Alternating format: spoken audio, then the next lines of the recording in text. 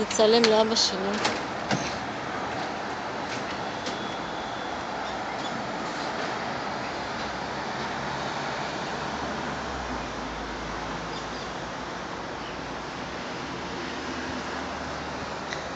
כדי שזה ידע שאפשר.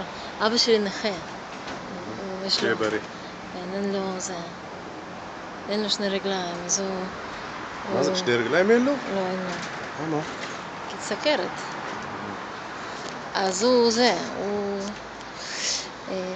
אוי, רגע, כשנייה. אז הוא חיכה מאוד למרפסת. הוא מאוד חיכה למרפסת, כדי שיכול לצאת החוצה.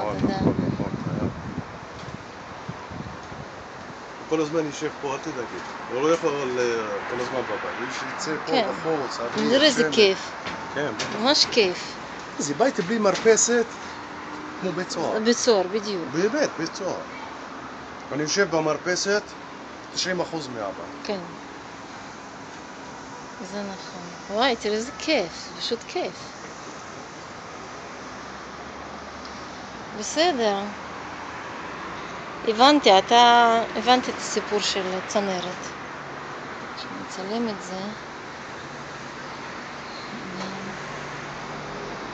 אבל בחוץ, הצינור הזה בחוץ יראו אותו בכל מקרה. כן. אפשר לחצור שם, אבל יש מכסה לזה.